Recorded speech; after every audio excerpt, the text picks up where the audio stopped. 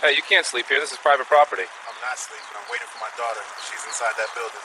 Which building? The dance studio, right there. Her class ends in 10 minutes. You been drinking? Your eyes look red? I just got off a double shift. I'm a firefighter. I'm tired. Sure you are. Let me see some ID. My wallet's in the back. Officer Lucas Bennett had been with the Boston Police Department for 2 years, and those 2 years showed a trajectory that should have concerned his supervisors much earlier. 3 complaints in 2 years, all 3 involving confrontations with black men in situations that required no police intervention. A man sitting on a park bench eating lunch, questioned for loitering. A man talking on his phone outside a coffee shop, detained for suspicious behavior. A man waiting at a bus stop with grocery bags, searched for possible theft. Each complaint ended the same way.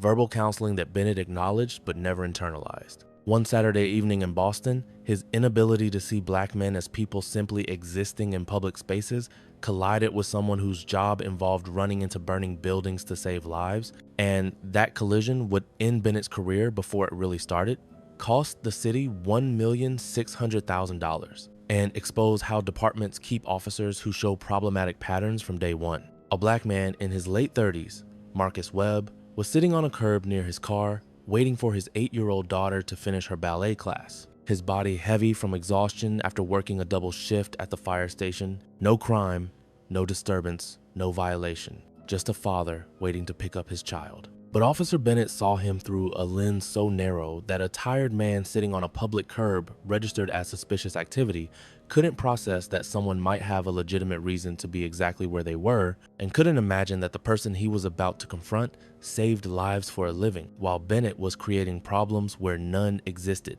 Before we continue, where are you watching from? If this is your first time here, please hit that subscribe button. Stories like these need to be shared, and your support helps us bring more truth to light. Boston, Massachusetts. Jamaica Plain, a diverse neighborhood with a mix of families, young professionals, and longtime residents. The area features tree-lined streets, local businesses, community centers, and the kind of small commercial strips where kids take dance classes and parents wait outside. It was 5:45 on a Saturday evening in early March. The sun had set about 30 minutes earlier, that early springtime when dusk comes quickly and the air still carries winter's chill. The temperature had dropped into the low 40s. A few people were out, finishing errands, picking up kids from activities, heading home for dinner. Marcus Webb had been a firefighter with Boston Fire Department for 12 years. 12 years responding to emergencies, pulling people from burning buildings, performing CPR, cutting accident victims from mangled vehicles. He'd been recognized for valor twice. He'd trained new recruits. He'd worked Christmas, Thanksgiving, birthdays, anniversaries. His captain called him reliable. His crew called him fearless. The families he'd saved called him a hero. Marcus had grown up in Roxbury, the son of a bus driver and a home health aide. He'd watched his neighborhood struggle, seen violence and poverty take their toll, decided early he wanted to help. He'd considered becoming a cop but chose firefighting instead. The work felt cleaner somehow, less complicated. When you pulled someone from a fire, you were saving them, period. No gray areas, no questions about motivation or bias, just clear purpose. He'd married young, had a daughter named Zoe, divorced amicably when Zoe was 3. He and his ex-wife co-parented effectively, split custody, shared decisions, put Zoe first, always. That Saturday, it was his weekend. He'd worked a double shift, 24 hours straight covering for a sick colleague, gotten off at 3 in the afternoon, gone home to shower and change, then driven to pick up Zoe from her ballet class. The dance studio was in a small commercial building on Center Street. Class ended at 6. Marcus had arrived at 5:30, parked his silver Honda sedan in a spot near the building, and gotten out to stretch his legs. He was exhausted. His body ached from lack of sleep and a full day of physical work. He decided to sit on the curb for a few minutes, get some fresh air, clear his head before Zoe came out. He sat down on the concrete curb next to his car. He was wearing jeans and his Boston Fire Department hoodie, the one with the station logo that he wore on days off. His firefighter badge and ID were in his wallet inside the car. His phone was in his pocket. He closed his eyes briefly, feeling the cool air, trying to shake off the exhaustion. He was doing nothing wrong. He was a father waiting for his daughter. He had every right to be there. But Officer Lucas Bennett, patrolling the area looking for anything that seemed off, saw something different. Bennett had been with Boston PD for 2 years, straight out of the academy, with minimal life experience and maximum confidence. His supervisors described him as eager but impulsive, code for someone who made a lot of stops based on feelings rather than facts. In 2 years, he generated 3 formal complaints. That's a high rate for such a short time. All 3 complaints shared a pattern. A black man sitting on a bench in Franklin Park eating a sandwich. Bennett approached, asked what he was doing, demanded ID, questioned why he was in the park alone. The man was on his lunch break from a nearby hospital where he worked as a nurse. Complaint filed, closed with verbal counseling. A black man standing outside a Starbucks on his phone. Bennett decided he looked like he was casing the store, approached with hand on weapon, demanded he explain his presence. The man was a software engineer on a work call waiting for his coffee order. Complaint filed. Resolved with community engagement training. A black man at a bus stop with shopping bags. Bennett suspected theft, demanded receipts, searched the bags without consent. Everything was purchased legally. Complaint filed. Dismissed with de-escalation workshop requirement. 3 complaints in 2 years. All involving black men existing in public. All showing the same bias. But Boston PD treated Bennett as a rookie still learning rather than an officer with a clear pattern that needed immediate correction. That evening, Bennett was driving through Jamaica Plain when he spotted a man sitting on a curb near a parked car. To Bennett's inexperienced mind, this looked suspicious. Maybe the guy was homeless. Maybe he was drunk. Maybe he was casing cars. Maybe he was waiting to break into the building. Bennett didn't consider the dozens of innocent explanations. Didn't think about tired parents waiting for kids. Didn't question why someone sitting quietly on a public curb required police intervention. He just decided to investigate. He pulled his patrol car up and stopped. Do you think sitting on a public curb should require explanation to police? Drop your answer below. Marcus heard the car engine and opened his eyes. He saw the Boston police cruiser and felt his stomach drop. He hadn't done anything. He was just sitting here. But he'd been black in America long enough to know that doing nothing wrong didn't protect you. He stayed seated, kept his hands visible on his knees, and waited. Bennett got out and approached. What are you doing sitting out here? Marcus kept his voice calm. Waiting for my daughter. Her dance class ends soon. Where's this dance class? Right there, that building. Marcus gestured with his head toward the studio entrance 15 feet away. She'll be out any minute. Bennett stepped closer, studying Marcus's face. You look like you've been drinking. Have you? Marcus felt frustration rise but kept his tone level. No, I just finished a shift. I'm tired. I'm a firefighter. Uh-huh. Got any ID on you? Yeah, it's in my car. Can I stand up and get it? This is where inexperience becomes danger. Officer Lucas Bennett should have accepted the explanation and moved on. A man waiting for his daughter at a dance studio was completely normal, but Bennett's training had emphasized being alert for deception. And in his mind, everyone had an excuse. Everyone had a story. Everyone claimed legitimacy. Stay where you are. Which car? The silver Honda right here. Marcus gestured to the car he was leaning against. Bennett walked to the Honda and looked through the windows. Saw nothing unusual. Clean interior, no visible contraband, no signs of theft, just a normal car. You say you're a firefighter? Yes, Boston Fire. Station 19. I've been there 12 years. Bennett's expression didn't soften. That hoodie could belong to anyone. Marcus stared at him. Officer, my ID is in my wallet in the center console. My fire department badge is in there too. I can show you everything, but I need to stand up and reach into my car. Why are you really here? I just told you. My daughter, ballet class, right there. Marcus pointed again at the studio. A lot of people use their kids as cover for other activities. Marcus's jaw tightened. Cover? I'm sitting on a curb waiting for my 8-year-old to finish dance class. What activity do you think I'm covering for? Bennett keyed his radio. Dispatch. Need another unit at Center Street, Jamaica Plain. Male subject, possible intoxication, suspicious behavior. Marcus's eyes widened. Suspicious behavior? I'm sitting down. That's it. I'm sitting outside a dance studio waiting for my child. A woman emerged from the dance studio with her daughter. She saw the patrol car, saw Marcus still sitting on the curb with an officer standing over him, and walked over. Marcus, everything okay?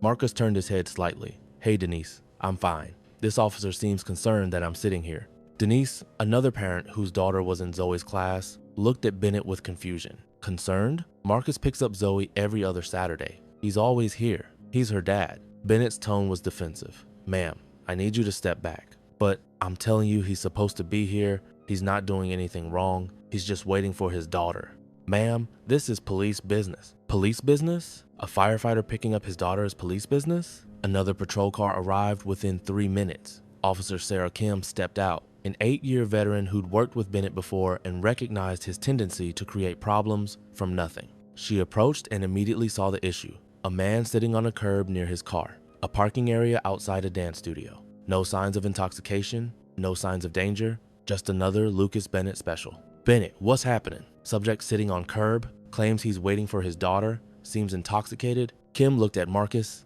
then at Denise, who was still standing nearby. Sir, can you tell me what happened? Marcus's voice carried exhaustion and frustration in equal measure. My name is Marcus Webb. I'm a firefighter with Station 19. I worked a double shift that ended at 3. I came here to pick up my daughter Zoe from her ballet class. I arrived early, got out of my car to stretch, and sat down on the curb because I'm exhausted from 24 hours of work. This officer pulled up, accused me of suspicious behavior and possible intoxication, and called for backup because a tired father is sitting outside waiting for his child. Kim turned to Denise. Do you know this man? Yes, he's Zoe's dad.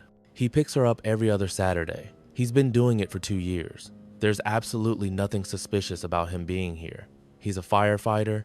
Everyone in the class knows him. Kim pulled Bennett aside, her voice low but firm. He's a firefighter. A witness confirms he's picking up his daughter. What exactly did you think was happening here?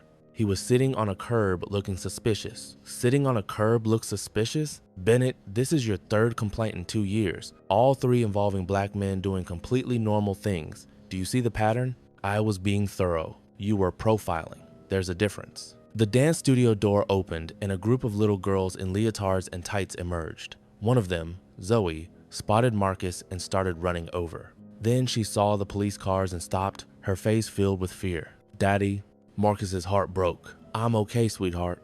Just a misunderstanding. Zoe ran to him, tears starting. Why are the police here? Did you do something bad? Marcus stood up finally and knelt to her level. No, baby, I didn't do anything. These officers just wanted to check on me. Kim knelt down to Zoe's level. Your dad's fine, honey. Everything's okay. You ready to go home with him? Zoe nodded, clutching her ballet bag. Kim stood and addressed Bennett. He's going home with his daughter. Now, should officers face immediate review after 3 similar complaints in 2 years? Let me know what you think. A supervisor arrived 10 minutes later.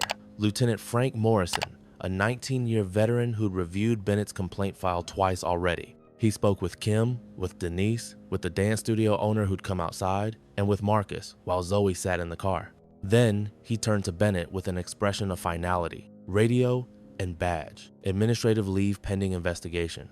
Bennett's face went pale. Lieutenant, I was just checking. You harassed a firefighter for sitting on a curb. You accused him of intoxication with no evidence. You traumatized his 8-year-old daughter. And this is your 3rd complaint in 2 years showing the exact same bias. You're done until Internal Affairs investigates. Radio, badge, now. Bennett handed them over, stunned. Morrison turned to Marcus. Mr. Webb, I apologize on behalf of Boston PD. This stop should never have happened. Officer Bennett will be investigated thoroughly. If you choose to file a formal complaint, we'll cooperate fully. Marcus looked at Zoe through the car window, saw her scared face, and felt rage simmer beneath his exhaustion. Lieutenant, I run into burning buildings for a living. I've pulled children from fires, I've saved people who were minutes from death, and today I got harassed by your officer for sitting on a curb waiting to pick up my daughter. She just watched me get questioned like a criminal. That's not something an apology fixes. By that evening,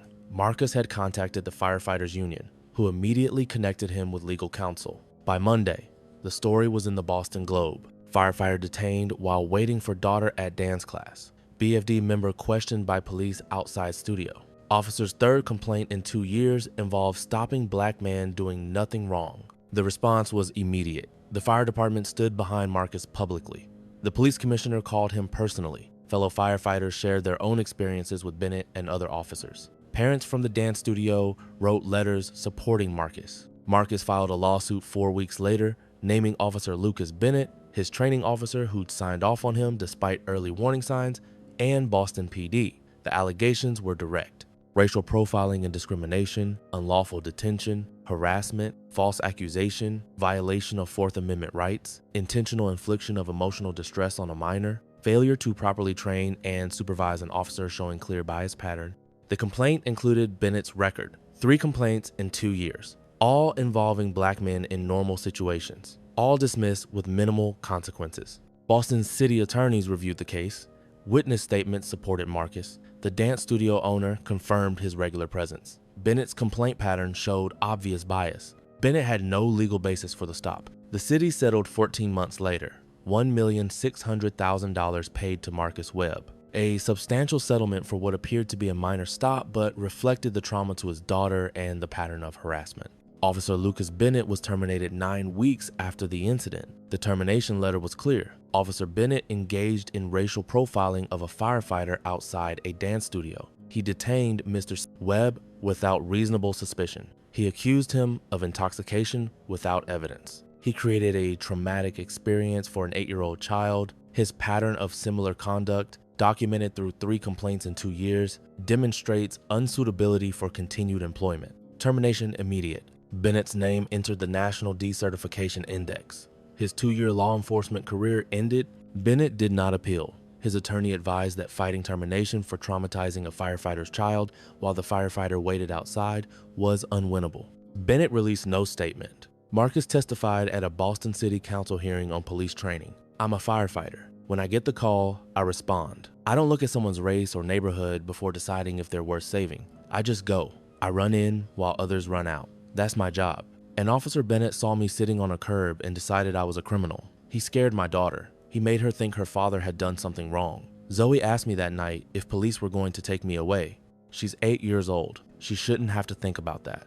He paused. $1,600,000 is what Boston paid because a 2-year officer couldn't imagine a black man sitting on a curb might just be a tired father. But money doesn't erase my daughter asking why police think I'm bad. It doesn't undo her fear, and it doesn't stop the next Lucas Bennett from harassing the next father. Boston PD implemented new policies 6 months later. Mandatory bias training before field certification. Automatic investigation after 2 similar complaints within 3 years.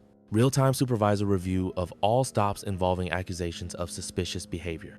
Community feedback integration into officer evaluations. Why do rookies with obvious bias patterns get verbal counseling instead of termination? Comment your thoughts. This wasn't about one Saturday evening. This was about a department that let Lucas Bennett accumulate 3 complaints in 2 years without recognizing he wasn't learning from counseling and training. The pattern emerged immediately. First year, 2 complaints. Second year, 3rd complaint. All the same bias, all the same profile. But Boston PD treated him as a developing officer rather than one who'd shown from the start that he saw black men as threats. Marcus Webb paid the price. Harassed while waiting for his child. Questioned for sitting on a curb. Forced to explain his presence outside a building. Made to watch his daughter's fear. Lucas Bennett's career is over. That's accountability. The city paid $1,600,000. That's consequence. But those came after 3 complaints in 2 years, after multiple training sessions that changed nothing, after a pattern that was obvious from the beginning. The real question is, what changes now? Do departments act after complaint 2 instead of waiting for complaint 3? Do they recognize when officers show bias patterns immediately rather than giving endless chances to improve? Do they understand that fathers shouldn't have to explain why they're picking up their children? Because if we don't fix the system that kept Lucas Bennett patrolling for 2 years, through 3 complaints, if we don't address the training culture that thinks verbal counseling fixes bias, then we're just waiting for the next 2-year officer, the next victim, the next firefighter questioned for sitting outside a dance studio. Comment if this should be policy. 2 similar complaints within 2 years triggers immediate termination for officers in their first 3 years. No more endless training chances. And if you believe these stories matter, if you think traumatizing 8-year-olds should end careers, not generate counseling sessions, then hit that subscribe button. We're exposing how departments treat obvious patterns as learning curves. We're demanding better. We're fighting for fathers who deserve to pick up their children without interrogation. This isn't about one officer or one firefighter. It's about systems that give infinite chances to officers who show bias from day one.